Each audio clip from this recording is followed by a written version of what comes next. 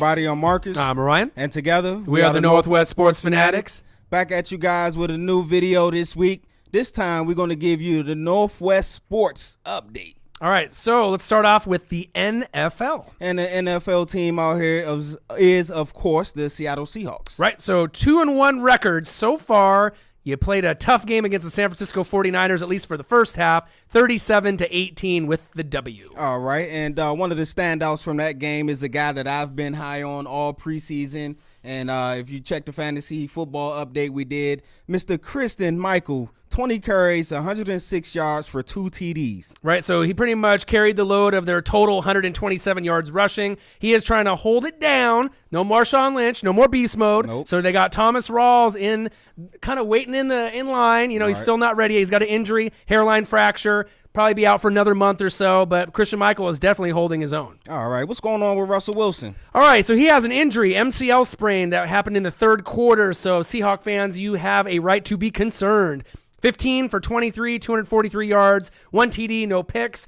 You're lucky that you have one game against the Jets coming up this weekend and then a bye week, because you may need some time to have him recoup and get resettled if you're going to make that playoff push. All right, Mr. Trayvon Boykin came in and finished off the game for him. He's an undrafted rookie out of TCU, and if you follow college football, you know him. He had some pretty good years in college out there.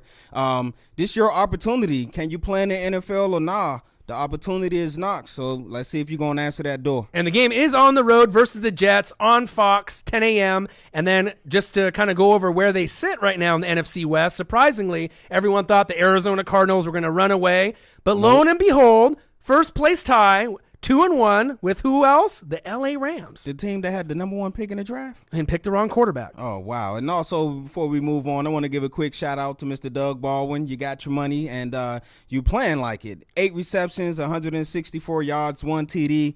Also, another solid performance by the Seattle defense. Only 1 turnover, but they forced a lot of 3-and-outs as the Niners was only 3 for 17 on third down. Right, Doug Baldwin, arguably the most underrated wide receiver in the NFL. And shout out to Jimmy Graham. Yes. First time he's got 100 yards receiving, got a touchdown in the game. Definitely not the Jimmy Graham of the Saints, but it's nice to see him kind of, bring back that mystique that, he is a good tight end. Maybe not top 3, but maybe he can climb his way into the top 12, top 15. All right, hit it in the right direction. Now let's move on to the college football teams out here in the Northwest. Let's start with the Oregon State Beavers. All right, so you are 1-2 now. You fell 38-24 to Boise State, who now is 3-0. All right, in that game, you guys was led by a walk-on freshman quarterback, Mr. Connor Blunt.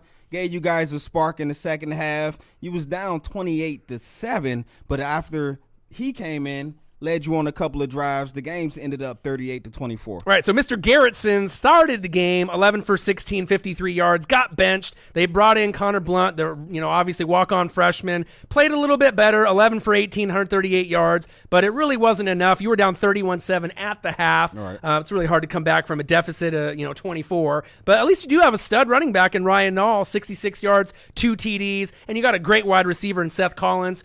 9 receptions, 106 yards, but it just wasn't enough against this kind of upper echelon team like Boise State. Yeah, it's going to be a long year out in Corvallis. What I would like to see is bring that mystique back. Bring back the Jordan Poyers, the Brandon Cooks, the Rogers brothers. Right. I mean, where are these recruits at? Right. Well, obviously, losing Mike Riley to Nebraska was a big part of it, but we'll have to see if they can rebound. Next up, they do have Colorado this Saturday, 11:30 a.m. on the Pac-12 network. So obviously the Ducks fell short against Colorado this weekend. Maybe the Beavers can clean it up and get a W on their end. All right, and let's go to the next team out here in the Northwest. We're going to talk about the Oregon Ducks. All right, so Oregon Ducks lost a heartbreaker, 41-38 to the Colorado Buffaloes. All right, and Mr. Mark Helfrich, you are now officially under Fired. investigation. Yeah, that's going to come soon. Right. But, the recruiting is down. The morale is down. Where's that Duck presence that we're used to? Top 5 team, top 15 teams. I mean, you're going 3-3 in your last 6 games at Austin. Right. Inexplicable, Right, yeah. unexplainable, unacceptable. every unword you can think of. Absolutely. It's the first win for the Buffaloes since 2011, since they joined the Pac-12. Ducks are 2-2 this season, and they are in a danger, really, right now from not only everyone getting fired from pretty much that roster that they have, coaching-wise, but maybe possibly not even being in the top 6 out of the Pac-12 and possibly not even getting to a bowl game this year. Les Miles? I hope so. So let's go to Dakota Prukop. This is the guy that they brought in to kind of put the bandage on the team, but it's just not working. 22 for 33, 293 yards, 2 TDs, and 1 pick. But the pick was costly. It was on the final drive in the end zone. It's very costly when you have a big mistake like that. No Rolls Royce. Freeman, man. You know what I mean? So obviously not having him in the lineup is a huge loss. You do have Tony Brooks-James, who was, decent, 120 yards, game, yeah. And 1 TD, but the defense is horrible. You don't got any names out there. Obviously they brought in Brady Hoke, former Michigan coach. He's horrible. He's not doing a good job out there. Like you mentioned, Les Miles did get fired by LSU. Yes, so, hashtag Les Miles, come to Oregon. We're really looking for you. And the main thing is that we don't see them really getting better from week to week. If anything, we see them getting worse week in and week out. And the Pac-12 may not be the strongest division in college football, but I don't really see a lot of W's as I look down the schedule with a lot of the teams, because the only team that's having a bad really year like Oregon is USC. And I don't even know if we could beat USC this year. No more Band-Aid quarterbacks, even though shout out to Vernon Adams. He held it down last year, and he was a real reason that we did what we did last year and got what we got once he got healthy and was able to play.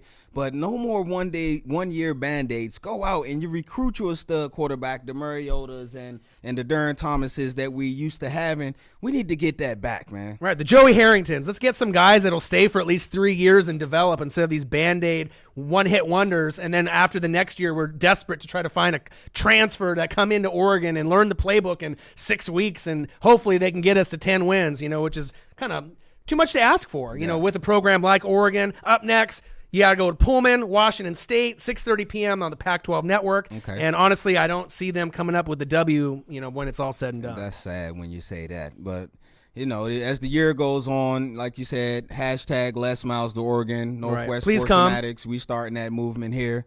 So there you have it, our Northwest Sports update. I'm Marcus. This is Orion. One question for you. Who talks sports like us? Northwest Sports Fanatics.